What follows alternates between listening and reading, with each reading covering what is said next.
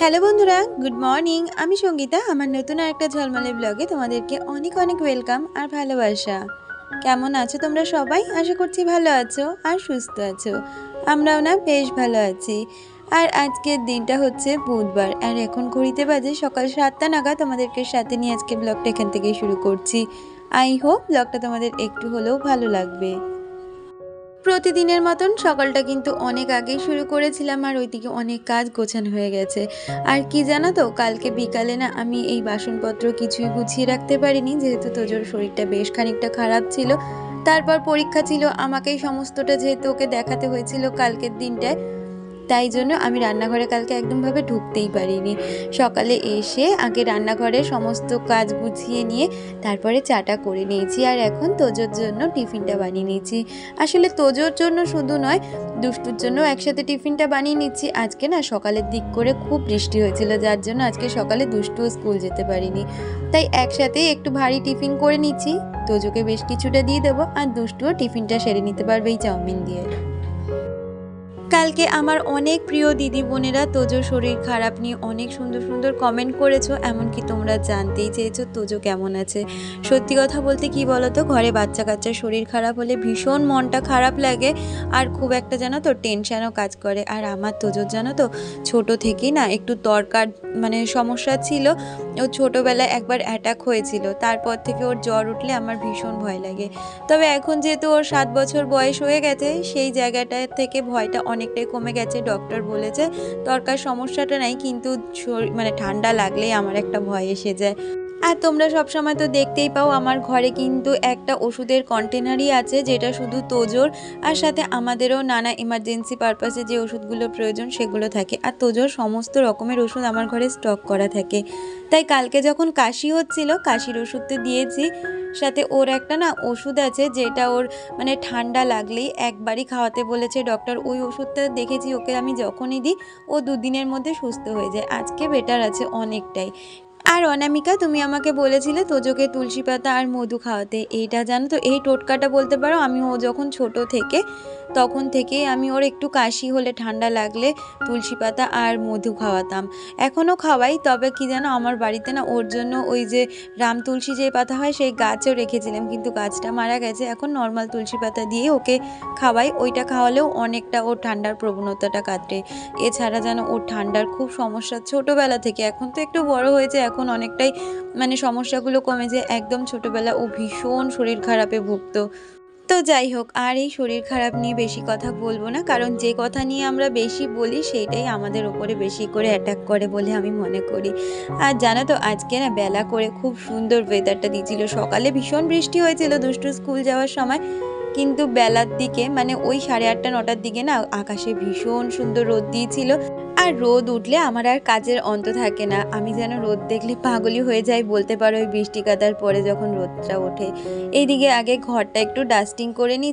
এমনিই আমার ডেলি রুটিনের মধ্যে 2 দিন কিন্তু ডাস্টিং ক্লিনিংয়ের কাজ রাখি, কিন্তু এই বর্ষার ওয়েদারে একটু বলতে পারো আলিস্যতা করেই কাটিয়েছি। তাই আজকে একটু ভালো করে ঘর বাড়ি সমস্তটাই ডাস্টিং করে নিচ্ছি।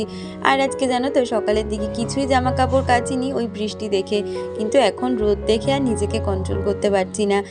তাই আগে ভাবছি একটু ঘরটা পরিষ্কার করে নিই, তারপরে কাচা ধোয়াগুলো করব। আর ওইদিকে তোমাদের সাথে কথা বলতে বলতে আমি কিন্তু ঘরের অনেকগুলো ফার্নিচারও মুছে নিয়েছি।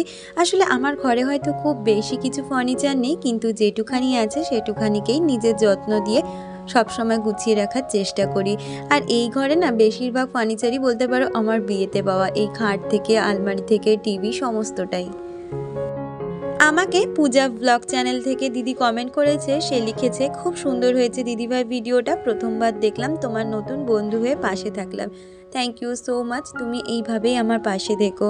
আর তুমি লিখেছো আমি যেন তোমাকে একটু সাপোর্ট করি।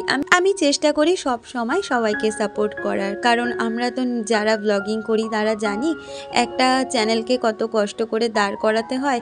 সেই জন্য আমি সবাইকেই সাপোর্ট করি। আর নিজের কাজের ওপর তোমরা বিশ্বাস রাখো, দেখবে কারোর কাছে গিয়ে এরকমভাবে বলতে হবে না সাপোর্টের জন্য, নিজের কাজকেই সবাই ভালোবাসা দেবে। আমাদেরও কিন্তু মাঝে মধ্যে ভিউজ আপ অ্যান্ড ডাউন হয়, কিন্তু তার জন্য কখনোই ভেঙে পড়ি না, কারণ কাজের ওপর বিশ্বাস আছে, সাথে সংসার তো আছেই। আর এখন কদিন হাজব্যান্ডই ঠাকুর দেবে, ওই যে দেখলে চলে গেল, তার পুজো দেওয়া হয়ে গেছে। সেই সুযোগে আমি এদিকের ঘরের কাজগুলো সেরে নিচ্ছি। আর আমার ড্রেসিং টেবিলটার অবস্থা ভীষণভাবে খারাপ। অনেক দিন ধরেই ইচ্ছে একটা ড্রেসিং টেবিল নেব, তবে এখন ইচ্ছেটা বলতে পারো একটু থামিয়ে রেখেছি। আমার অনেক কিছু ইচ্ছে আছে, সম্পূর্ণটা নতুনভাবে দেখা যাক কবে নতুনভাবে সব কিছু করতে পারি। আর ওইদিকে ঘরের কাজগুলো সেরে আমি একটা গ্যাসে ভাত আর একটা গ্যাসে ডাল সিদ্ধ বসিয়ে দিয়ে এসেছি, কারণ হাজব্যান্ডের আবার অফিস যেতে দেরি হয়ে যাবে, তাই জন্য ভাতটা বসিয়ে দিয়ে এখন চলে এসেছি সোজা বাথরুমে। জামা কাপড়গুলো ভিজিয়ে সঙ্গে সঙ্গে কেচে নেব, কারণ ভিজিয়ে দেওয়ার মতন না সময় নেই। যদি আবার মেঘ করে বৃষ্টি নামে, কারণ বর্ষাকালের আকাশের তো কোনো ভরসাই থাকে না, তাই জন্য একটু ভালো করে ভিজিয়ে নিয়ে পা দিয়ে কচলে নিয়েছি, তারপরেই সমস্তগুলো কেচে ধুয়ে দিচ্ছি। খুব বেশি কাচা ধোয়া করিনি, কারণ আগের বেশ কিছু জামা কাপড় ছিল যেগুলো তো দেখলেই আগে বার করে দিয়েছি। আর এখন ওই একটা চাদর আর প্রতিদিনে যে জামা কাপড়গুলো থাকে সেগুলোকেই কেচে নিয়েছি। আর এখন চলো মেলে দিই আগে। আমাকে নবিতা আরবিদি কমেন্ট করেছে, সে লিখেছে তুমি আয়ানের নামটা নিয়েছ, আয়ান শুনে ভীষণ খুশি হয়েছে। তোজো এখন কেমন আছে? তোজো এখন খুব ভালো আছে। অনেক অনেক দোয়া আর ভালোবাসা রইল তোজো শোনার জন্য। নিশ্চয়ই তোমাদের এই ভালোবাসার জোরেই কিন্তু তোজো বলতে পারো মিরাক্কেলের মতনই একদিনে সুস্থ হয়ে গেছে। ও এত তাড়াতাড়ি কিন্তু সারে না, মানে ওর কোনো যদি সমস্যা একবার ধরে সেটা একদম গভীর অবধি গিয়ে ডাক্তার দেখিয়ে তারপরেই সারাতে হয়। এবারেই দেখলাম অনেকটা তাড়াতাড়ি সুস্থ হয়ে গেছে, শুধু তোমাদের ভালোবাসা, ভগবানের আশীর্বাদে। আর এদিকে জামা কাপড়গুলো মেলে দিয়ে ওইদিকে ভাত হতে তো আরও বেশ কিছুটা সময় লাগবে, তাই সময় নষ্ট না করে চলে এসেছি এই ঘরটা পরিষ্কার করে নিতে। আসলে সময়ের কাজ যদি সময়ের মধ্যেই করে নিই তাহলে না নিজেদের জন্য অনেকটা সময়ই পাওয়া যায়। এই যে আজকে রান্নার খুব একটা বেশি চাপ নেই জানো তো। আজকে ইচ্ছে আছে একটু ডাল করব, আর ওই খাওয়ার আগের দিকে একটু ডালের বড়া করব। তাই রান্নাটা যেহেতু হালকা আছে, তাই ঘর বাড়িগুলোকে একটু ভালো করে গুছিয়ে নিই। তার মধ্যে আকাশের রোদ, কাজ করারও একদম ফুললি এনার্জিও রয়েছে বলতে পারো। আমাকে সিক্রেট ব্লগার তাহেবা চ্যানেল থেকে দিদি কমেন্ট করেছে। সে একটা কমেন্ট লিখেছে, তোমার ভিডিও আমি বেশ কিছু বন্ধুকে দেখিয়েছি, আমার বেশ ভালো লেগেছে। তোমার কথাটার মানে বুঝতে পারলাম না দিদি। তোমার যদি আমার ভিডিও ভালো লাগে তুমি এইভাবে আমার পাশে থেকো, আমার ভিডিওগুলো দেখতে থাকো। তো দেখো কথা বলতে বলতে ওইদিকে সমস্ত কাজ গুছিয়ে এখন চলে এসেছি সোজা রান্নাঘরে। ওইদিকে ভাতটা তো হয়ে গেছে আর এইদিকে ডালটাও করে নিয়েছি। মাঝে একটু আলু ভাজে নিয়েছিলাম, সেটা দিয়ে হাজব্যান্ডকে খেতে দিয়েছি। আর এখন রান্নাঘরটাকে একটু ভালো করে পরিষ্কার করে নিচ্ছি। আবার যখন বড়া ভাজবো তখন এগুলো আবার লাগিয়ে নিয়ে তারপরে বড়াগুলো ভাজা করব। তাহলে চলো বাকি কাজগুলো সারতে সারতে আমার আজকে সুন্দর কয়েকজন বন্ধুদের নাম নেওয়া যাক। Real blogger AP, smiley Dipa, Nabita আরবি, Puja blog channel, Anamika, Hasi Khushi official, মুন্নির লাইফস্টাইল, রানা খাতুন, ঝিলি ব্যানার্জি, রাজিয়া খান, সুজাতা হাজরা, ঋতু, সহেলি সাহা, রত্নার lifestyle, secret blogger Taheba, Sayantika Barman. তোমাদের সকলকে অনেক ধন্যবাদ আর অনেক ভালোবাসা প্রতিদিন আমাকে এত সুন্দর সুন্দর কমেন্ট করার জন্য। তোমরা এইভাবেই আমার চলার পথে সবসময় থেকো। আমাকে রত্নার লাইফস্টাইল থেকে দিদি কমেন্ট করেছে।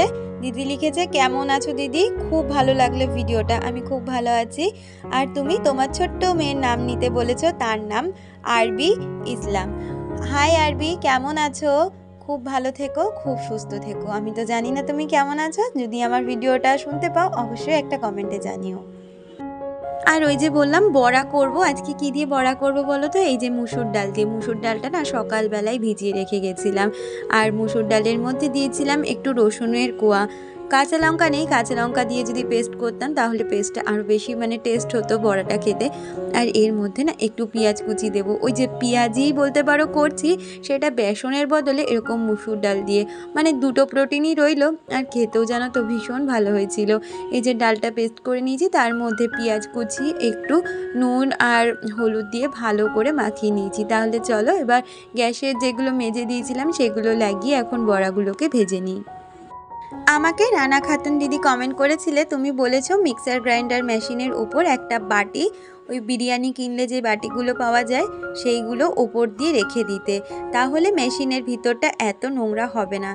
নিশ্চয়ই দিদি, আমি তোমার কথা মতন এবার মিক্সার মেশিনটাকে ওইভাবেই ঢেকে রাখবো।